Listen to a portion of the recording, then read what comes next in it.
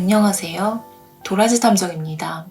야산에서 드레스를 입은 젊은 여성의 시신이 발견됩니다. 그녀는 캬바쿠라에서 호스티스로 일하고 있었는데요.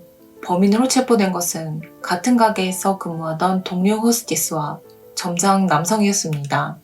세 사람 사이에 어떤 일들이 있었기에 같이 일하는 동료를 이렇게 야산에 매장하는 범행을 저지른 걸까요? 도라지 탐정이 조사해 보았습니다.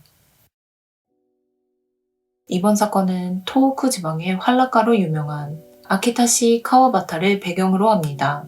2013년 5월 23일, 캬바쿠라에서 근무하고 있던 이토 리카코의 부모님으로부터 딸이 집에 돌아오지 않는다며 경찰에 한 통의 신고가 접수됩니다.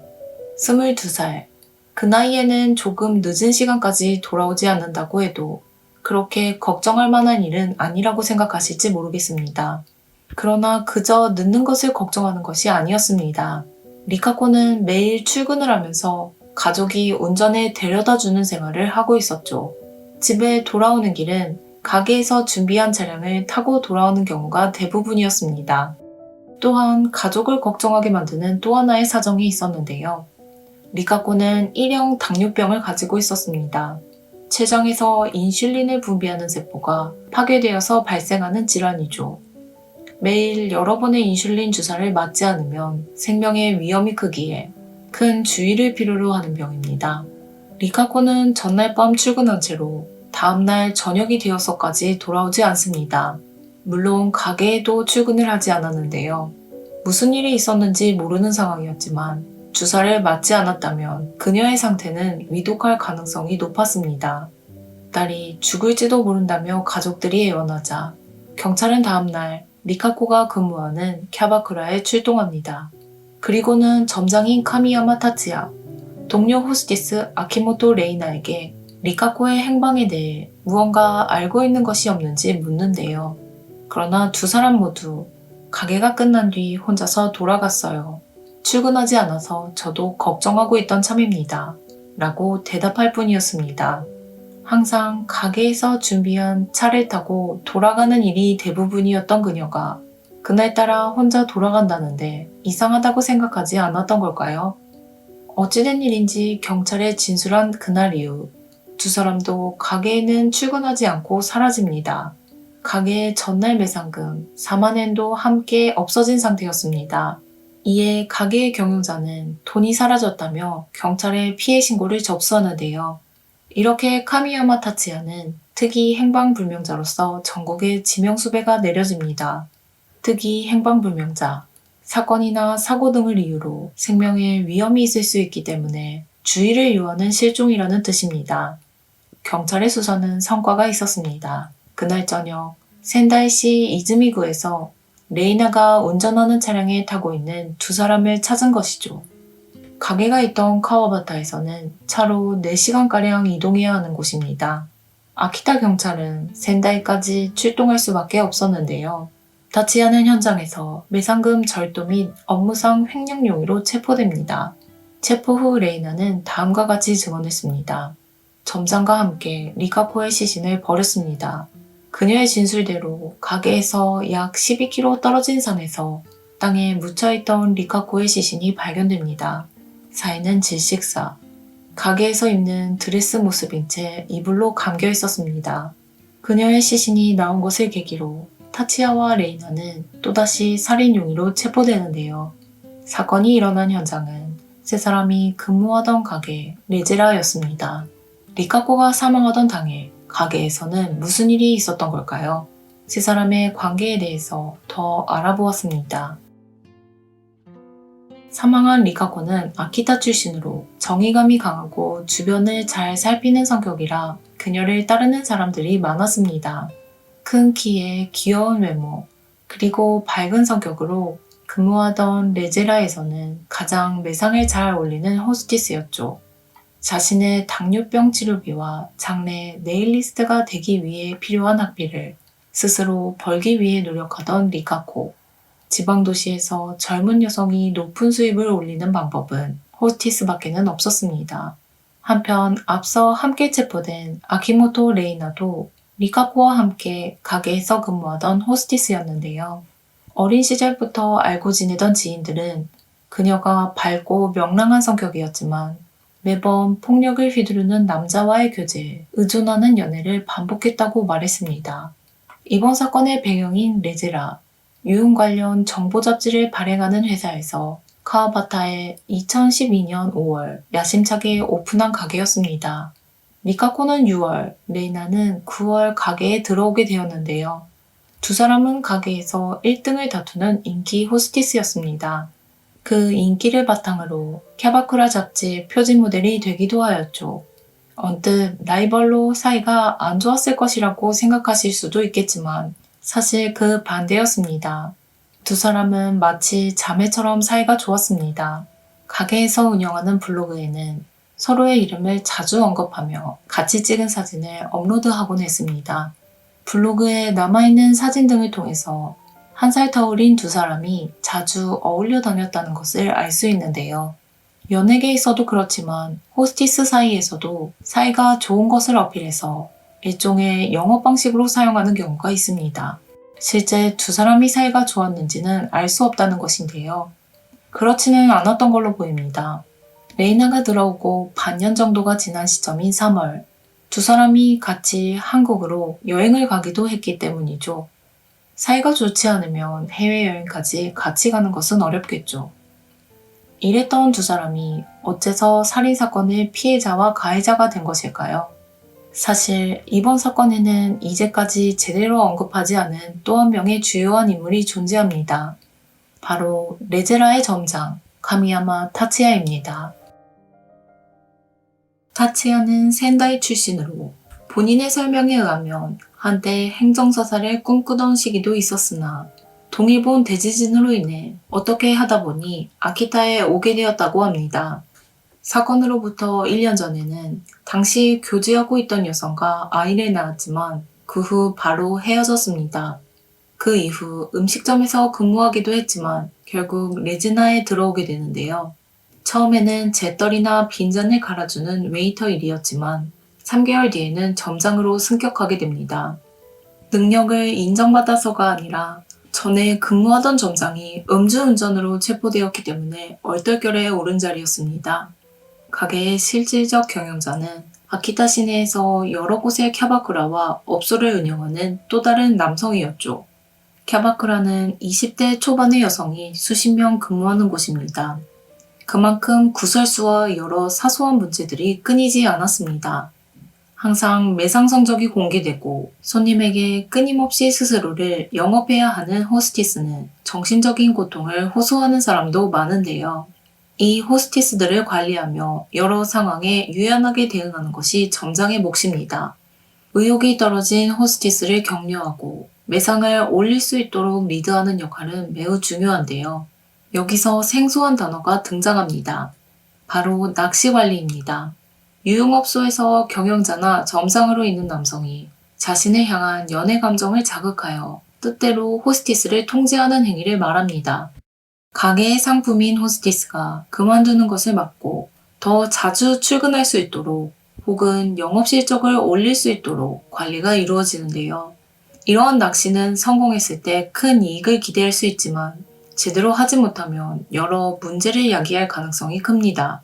인간관계를 이용하는 것이기 때문이죠. 타츠야는 이 낚시 관리의 상태로 커다란 리스크를 가진 호스티스를 고르게 됩니다. 바로 레이나였죠. 직장 내 연애가 무엇이 문제인지 의문을 제기하는 분들도 계실 겁니다. 간부 남성은 자신의 타입인 여성과 교제할 수 있고 호스티스는 남자친구가 자신의 영업을 응원해준다고 생각하면 좋은 점도 있어 보이지만 사실 전혀 그렇지 않습니다. 캬바쿠라는 손님에게 유사연애 감정을 판매하는 곳입니다. 하지만 가끔 실제로 자신이 연애를 하고 있다고 착각하는 손님들도 있는데요. 종업원끼리 사귀고 있다는 사실을 알게 되면 손님의 발길이 끊어질 위험이 있습니다. 캬바쿠라에서는 여러 규칙이 존재합니다. 매일 출근 인원을 가게에서 조정하고 있기 때문에 당일 결근과 지각은 금물이죠. 매달 혹은 매주 있는 미팅에도 참가해야 합니다. 그뿐만이 아닌데요. 가게에서 운영하는 블로그를 보고 손님들이 더 많이 올 수 있도록 호스티스는 매일 자신의 사진과 일상을 업로드해야 합니다. 높은 급여를 받는 만큼 이러한 규칙들을 제대로 지키지 않으면 벌금이 기다리고 있습니다. 가게에 따라 다르지만 일반적으로 3,000엔에서 5,000엔 정도의 금액이죠. 그 밖에도 지출해야 하는 비용은 여러 존재하는데요. 집에 갈 때 이용하는 가게 차량 이용요금이나 메이크업과 의상에 대한 비용입니다. 그러나 만약 호스티스가 간부 사원인 점장과 교제하게 된다면 이러한 지출은 요령껏 없는 일이 될 수 있습니다. 조금 더 노골적인 설명을 하자면 점장의 지시에 의해 호스티스를 돈이 많이 나오는 손님의 자리에 앉혀줄 수도 있습니다. 이렇게 되면 매상에도 직접적인 영향이 나오는 것은 명백하죠. 가게가 오픈하고 얼마 안 된 시점인 2012년 7월에는 가장 인기가 있던 것은 리카코였습니다. 어디까지가 편애의 영향이라고 판단하기 어려운 부분이 있지만 레이나와 타치야가 교제를 시작한 뒤인 2013년 4월경에 결국 레이나가 가장 매상이 높은 호스티스가 됩니다. 노골적인 편에 다른 호스티스들도 불만을 가질 수밖에 없었을 텐데요. 여기에 반기를 든 것이 리카코였습니다. 원래부터 정당하지 못한 것에 자신의 목소리를 내던 그녀의 성격이 한몫했죠. 처음에 리카코는 레이나가 잘 알아들을 수 있도록 다음과 같이 충고했습니다. 가게 분위기가 나빠지니까 점장과는 이제 헤어지는 게 좋겠어. 하지만 레이나는 연애를 하면서 남성에게 의존하는 성향이 강했기 때문에 그녀의 충고에 귀를 기울이지 않았습니다. 당시 타치야는 처자식이 있는 남자였습니다. 그런 사람이 가게의 호스티스와 사귀면서 매상 관리에도 많은 허술한 부분이 있었다고 하죠. 리카코는 이러한 타치야를 매우 싫어했습니다. 금전 문제에 관해 타치야와 친분이 있었던 인물도 이렇게 증언했죠. 가게에 매상금을 빼돌려서는 센다이에서 흥청망청 쓰고 돌아다녔다는 이야기를 본인으로부터 몇 번인가 들었습니다. 아키타에서는 주변에 시선이 있기 때문에 그럴 수 없다고 하더군요. 그 밖에도 리카코의 시급을 신입 호스티스와 비슷하게 맞추는 등 여러 횡포가 있었다고 합니다. 리카코는 가게 매상에 공헌을 하는 중요 인물이었는데도 말이죠. 이러한 대우에 불만을 가진 그녀는 몇 번 타츠야에게 직접 항의했지만 제대로 해결되는 일은 없었습니다. 2013년 5월, 불온한 공기가 감돌던 가게에서 또 하나의 문제가 표면 위로 드러납니다. 계기는 타츠야의 폭력이었습니다. 그는 술이 들어가면 난폭해져서 폭력을 휘두르는 버릇이 있었는데요. 5월 13일 레이나의 블로그 내용입니다. 안녕하세요. 레이나입니다. 어제 술을 마시고 굴러서 다리에 큰 멍이 들었습니다. 그러나 멍은 굴러서 생긴 것이 아니었습니다. 다음 날인 14일 지인에게 보낸 메시지입니다. 하도 맞아서 이제 어떻게 하면 좋을지 모르겠다. 더 이상 이 가게에 있고 싶지도 않고 이 남자의 얼굴도 보고 싶지 않다. 거기에 타치야는 이 14일부터 또 다른 여성과 교제를 시작했습니다. 상대는 레제나의 호스티스로 리카코의 친척입니다. 사실을 알게 된 리카코도 더 이상 참고만 있을 수는 없었습니다. 경영자를 만나서 이제까지의 타치야의 좋지 못한 소행을 모두 보고하는데요. 가게 호스티스들과 사귀는 것, 여자친구에게 폭력을 휘두른 것, 그리고 매상금을 몰래 빼돌린 것에 대해서였죠. 모든 이야기를 들은 경영자는 격분합니다. 5월 16일, 경영자는 점장 타츠야가 일에 대한 자각과 책임이 결여되어 있다며 제재하기에 나섭니다. 그런데 이 제재 방법이라는 것이 주먹이었습니다. 한껏 얻어맞은 타츠야. 이후 매상을 보고할 때는 감시역 리카코가 함께 동석해야 했습니다. 이렇게 사건이 해결된 것처럼 보였지만 힘을 잃은 타츠야의 모습을 보고 레이나의 마음에 또다시 불이 붙습니다. 간단히 설명하자면 권력에서 물러난 안타까운 남자친구와 비극의 히로인인 자신에게 심취하게 된 것이죠. 사건 발생 3일 전인 20일, 리카코와 레이나는 길가에서 크게 싸움을 합니다. 경찰이 출동할 정도의 큰 소란이었다고 하죠. 레이나는 언니 때문에 내 남자친구가 맞았다고 화를 냈습니다. 그날 이후 레이나와 타츠야의 메시지 내용에서 범행을 도모한 사실을 확인할 수 있는데요. 리이를 꼭 망가뜨릴 거야. 혼자 하는 건 쉽지 않아. 리이를 해치우고 같이 도망갈까? 본인의 잘못은 반성도 하지 않는 타츠야와 그런 남자친구만 감싸고 앙심을 품은 레이나. 두 사람은 이미 정상적인 판단이 불가능했습니다. 어떤 결말이 기다리고 있더라도 저는 당신을 따라갈 겁니다. 범행 전 레이나는 이렇게 블로그에 자신의 결의를 투고했습니다. 5월 22일 두 사람은 호시탐탐 범행의 기회를 노리고 있었습니다. 타츠야는 비닐끈을, 레이나는 수면제 14알을 준비했는데요. 이 수면제는 평소 불면증을 앓고 있던 동료 호스티스로부터 입수한 것으로 알려졌습니다. 가게가 영업을 하고 있던 시간, 타츠야는 손님을 상대하던 리카코의 술에 이 수면제를 답니다. 당연히 리카코는 잠에 들게 되는데요. 영업이 끝나자 타츠야는 다른 종업원에게 호스티스들을 집까지 데려다 주도록 지시했습니다. 가게에는 쓰러진 리카코와 타츠야, 그리고 레이나가 남아있었습니다. 그는 소파에서 잠이 든 리카코에게 다가갔고 결국 살해하기에 이릅니다.